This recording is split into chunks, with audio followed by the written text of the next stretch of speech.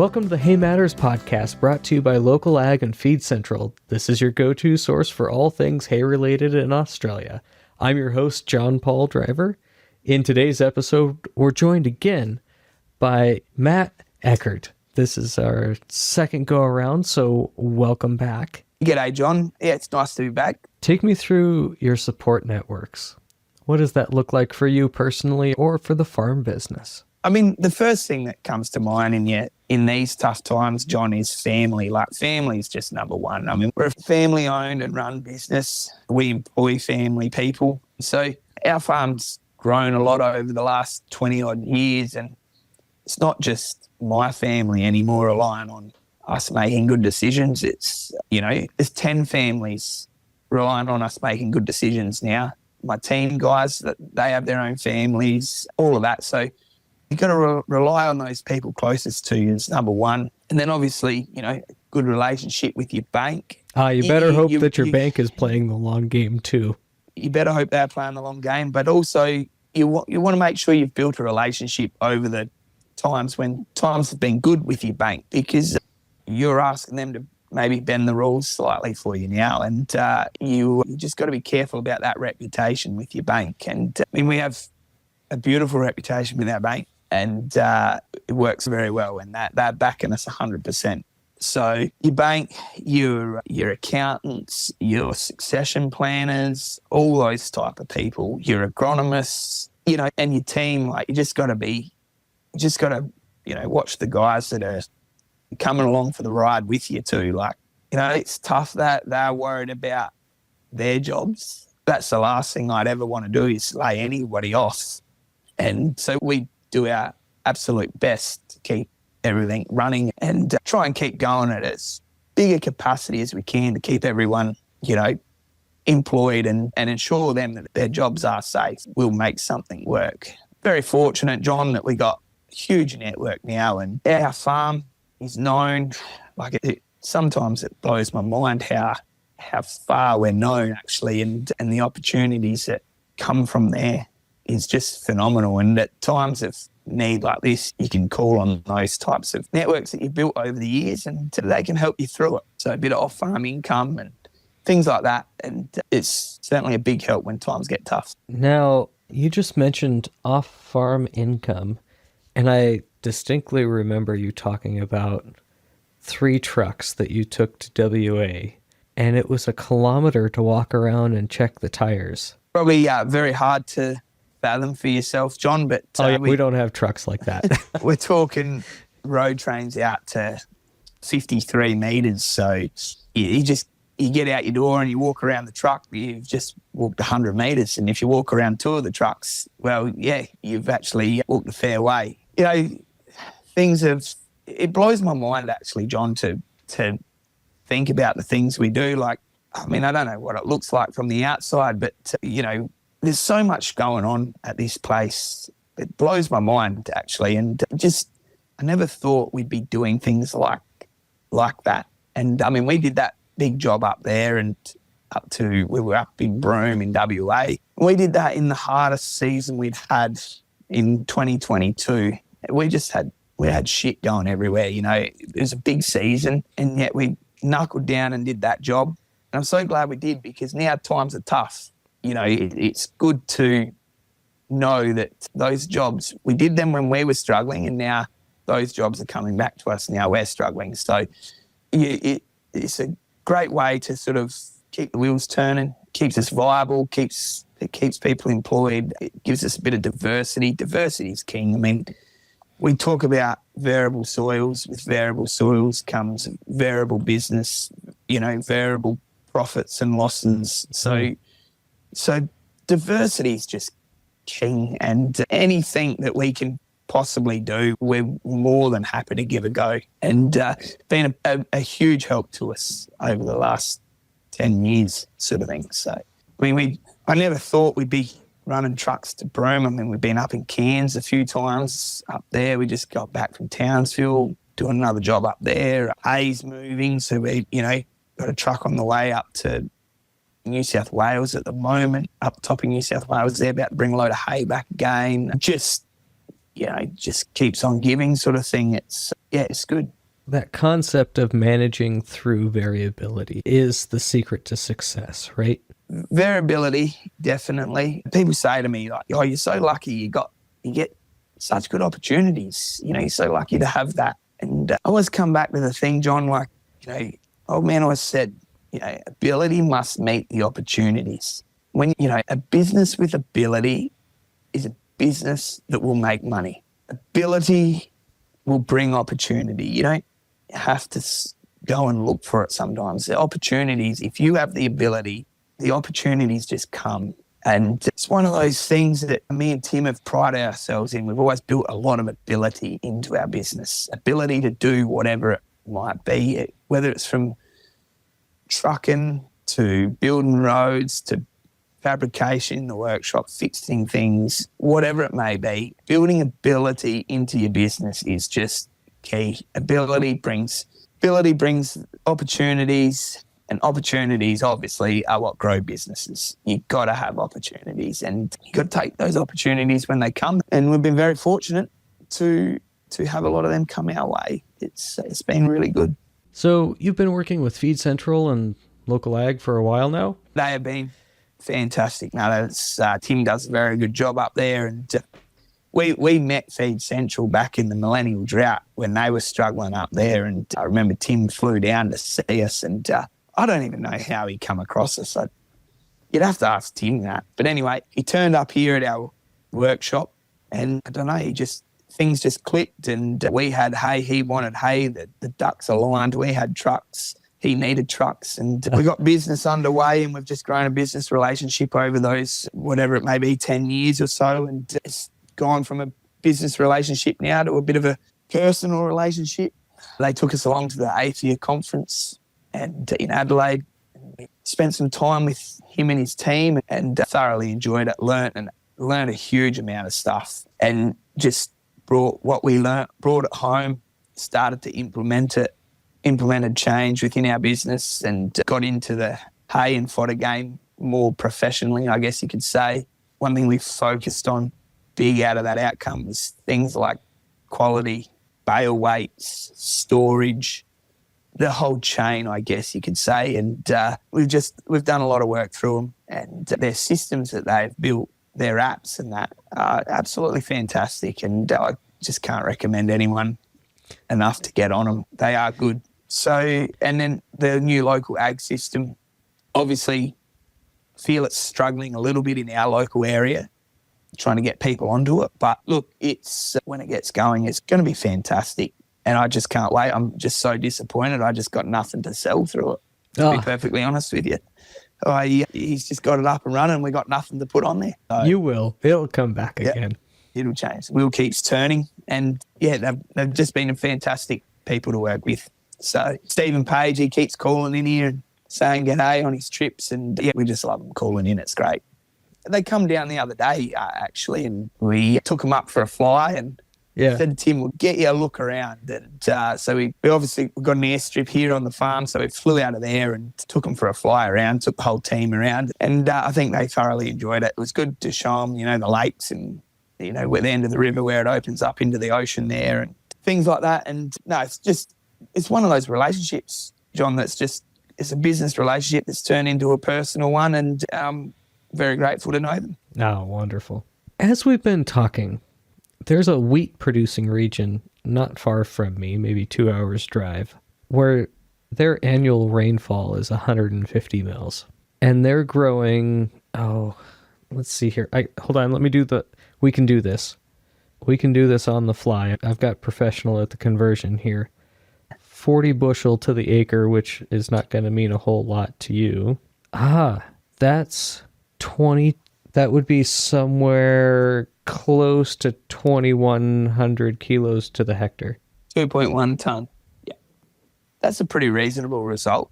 I mean, in our growing season this year, John, if I was picking numbers off the top of my head, I don't have them all in front of me, but I know we had about 140 mil of rain during the growing season, and our wheat was doing between 1.8 and 2 tonne to the hectare. Yeah. So I guess you could say that's quite comparable. I should mention that almost all of this rain, it's a completely different production season. It's winter wheat, and we get real winter winters. wheat, yep. So they're planting in September. The wheat goes dormant in November through maybe March, and then comes out of dormancy and matures in maybe July. So we have wheat in the ground almost all year round. Yes. It's a very different production system. Very different. We're sort of sowing in, I guess you can say May. We'll be sowing in June this year, but we'll be reaping by sort of November, December. Yeah, I was wondering if you're using any deep furrow planting, seeding. No. Have you seen that at all? Yeah, we just can't get into our country deep enough, John. Okay. Too many rocks, limestone. Yeah, just can't rip into it. That's the problem. It's fairly sandy where they're doing that, and they're putting that seed 8-10 inches down. Yes. It's amazing. It's unreal. I'm not going to reap in 10 inches down from here, that's for sure. You're going to have a huge amount of rock picking to do, that's for sure. Oh, geez, yeah. I just didn't know if there... I'm just trying to think, what words could I say to make your life better right now? And there are folks that we call it dusting in, where we seed into a layer of fluff and dust, and there's no moisture for 2 or 3 or 4 weeks, and the seed just lays there until the weather is right. Yes, yep. And that's essentially dry seeding over here is the same. It's just, and then when it does rain, John, you've got your whole farm seeded on that one day, which is remarkable. But yeah, I mean, there's just, like I say, normally 100% confidence in dry seeding, especially where you've soil ameliorated, anywhere you've clay spread, all our heavy loams country, 100% dry seeding is the answer. Get to our non-wetting sands, just got to be careful.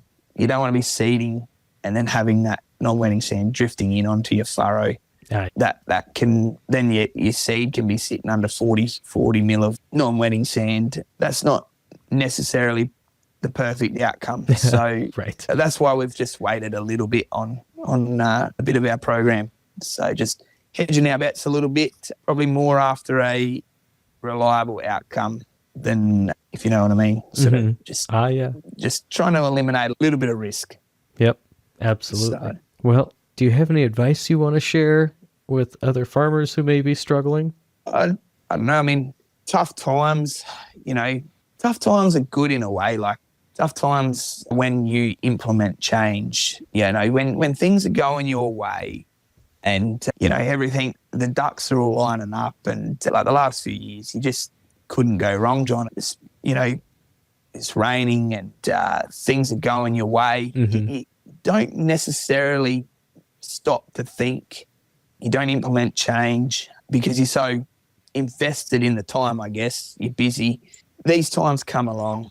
It's what makes us change. It's what makes us implement new processes, look at things like efficiencies and things like that, alternative ways to make money if there's any other opportunities out there.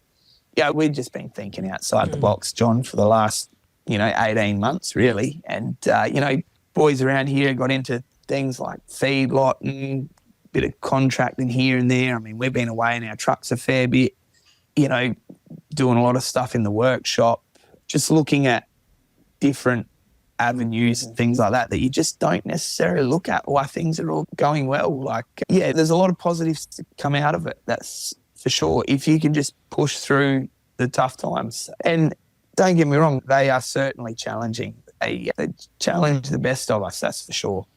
And I often feel sorry for, like, my mum's still very actively involved in it, and she just cops it, mate. She's just a bouncing wall for everyone. And, I bounce problems off of her, Tim bounces problems off of her, Dad bounces his problems, and she just keeps absorbing those. And she's pretty remarkable at doing it, to be honest with you. And, you just got to keep those type of people very close in times like this. And I'm just grateful to be involved in a family business where we have those resources. And I'm very close with my brother, and most people say brothers don't work together, but I'd be lost without my brother John, and we do everything together. And yeah, like I say, I just cherish every day that I've got him. So we just very lucky to be in the situation we're in. You know, my papa's no longer with us, so I often think sometimes, you know, like, what would he be saying to me? And I don't know, he was always used to say, oh, you know, you boys will see it one day. Oh, you know, shit, I reckon we've had tough times, Papa, you know. No, you haven't seen tough times. You'll see him. And maybe we've just seen him, John, and it's made us grow as people. A lot of respect for the people that have done it. My dad, my papa, all the people that have owned our country before we got here. Like, you got to take your hat off to them. They pushed through all these tough times, you know, picking rocks and clearing country, and they were bloody hard times, John. And we have a couple of years that we can't make a bit of money, and we're sort of, you know, pretty worried about it and stuff, and rightfully so. But, you know, I remember Papa saying, you know, when you come out here clearing land, John, like, Jesus, mate, he said, I come out here, dove the bloody blade in, and things just broke, things just smashed. It just cost me money. I couldn't make anything. You couldn't drive on the country. You put sheep on there, and then the sheep industry just crashed. The wool job crashed. And it just went years without making money. And then he bought his Caterpillar D8 dozer, and he bought that big blade plough, which I think you've seen when you were here. Yeah. And he bought that, and he got into it, and he said it was the best thing he ever did because he gave him ability, John. He could clear the land.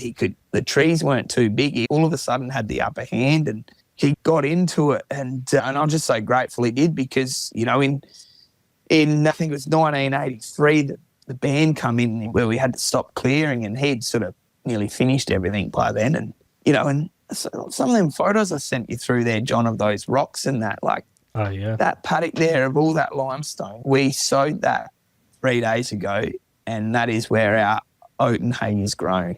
That will be our oat. We're going to run mower conditioners over that country. That's what it was when he started, and you think, Jesus, like, that would have been tough going, really tough going. So, but they did it, and all the people before us, you know, like the Bagshaws and the Hills and all of that, those people that were here back in the sort of, you know, 70s and 80s, they put a lot of back-breaking work into it. And I often wonder whether that's why maybe they're not here today, that it was that hard of work. They just got to a point where they were out. I don't know, but they certainly put a lot of work in for us to have the country that we have today, and, you know, pretty indebted to them, really. I understand the concept. This was where I live and grew up here. It's all timber country, big trees. And in order to make farm ground, they cut the trees down and hauled them to the rivers and floated the trees down the rivers to the sawmills. And then they took sticks of dynamite and blew the stumps out of the ground. And then they took rippers, and they had to get all of the roots out of the ground. And I'm talking trees that are a meter across. So big timber and lots of roots. So, you know, a lot of this country was cleared maybe 1910 to 1930. I'll still find roots with my rippers. Yeah, we certainly do too, that's for sure. Yep. I have a lot of appreciation for the same efforts, although maybe not quite to the scale that you guys are at. Yeah, and, you know, generational farming too, you know, like it's, you know, I'm very lucky to be a fifth generation farmer, but it doesn't come without its challenges as well. And I mean, anyone can grow a business, you know, but building legacies, John, that's when things get really hard, and working out all that succession, you know, and handing things down, old guys letting go, young guys implementing new technology, all of that stuff there, John. It's universal hardships. That is agriculture the world over. Yes, yeah. So, I mean, I'm very fortunate that my mum and dad are very open about things like succession planning and things like that. Get along very well with my brother. A lot of families don't. And it really is disappointing when you see family farms not work out, because they just such a big part of our rural communities and stuff. And, you know, just advise anybody that's in a family situation, you know, it's just make sure you communicate with the people around you. Talk about what you want to do, where you want to go. Have some strategies, you know, sort of, have your strategy plan sort of worked out, all that sort of stuff, John. You just can't talk enough about it, really. Mm-hmm. It just boils down to communication. That's why everything falls apart in the end. It's just purely communication. That's all it is. So, and what else do you want to know, John? I think we've covered a good portion of everything. No, this has been absolutely Did you have anything else you'd like to add? I was going to talk about, one of the things I think we've struggled with over the last, moving into this drought is come out of 2022, massive year, mate, massive year, huge, just rained, things were going well, John, and, we had good crops, we were cutting loose and hay, we had feed everywhere, and I think that's what's made maybe the drought even a little bit harder to digest. There was no slow movement into the drought. It was just, the rain stopped on about the 10th of January, mate, and it just didn't rain again. We went from full throttle to bang. And that was probably a bit hard to digest. We had probably the most animals we've ever had on the place, and, everything was looking good and everything's rosy, and you're belting along, and the next thing, bang, this hits you in the face, like, and you think, Jesus Christ, what have I done wrong? And, we had such a big year. We had some hugely unfortunate breakdowns, really costly ones that certainly...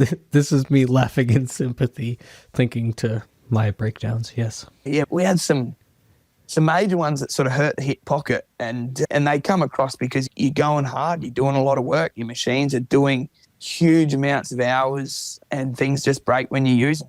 And then we had a few unfortunate things happen. We tipped a truck over, and then, a few big breakdowns, and then we had another truck hit on the Swanport Bridge. One of our B-doubles was hit there by another truck. And, we had a fire come through. We're just trying to start seeding in 2024, and we had 2 fires come through, and, not that they cost us a huge amount, but it was just applied pressure, I guess, when it maybe wasn't needed, and things like that. You think, shit, like, when's it going to end? And they're very hard.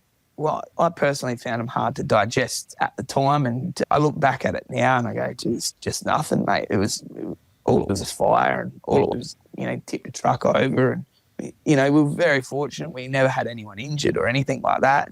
Still got our drivers, and just as a young guy, it was, just testing times, putting that on top of the dry, and, trying to mop up from 2022 and start 2024 and moving into a drought, not knowing where we were sort of really going, not knowing what was around the corner. It was just, it's a different time to what I've been used to, but I've learned so much out of it. My brother Tim's learned so much as well, and we'll be better for it, I think, John.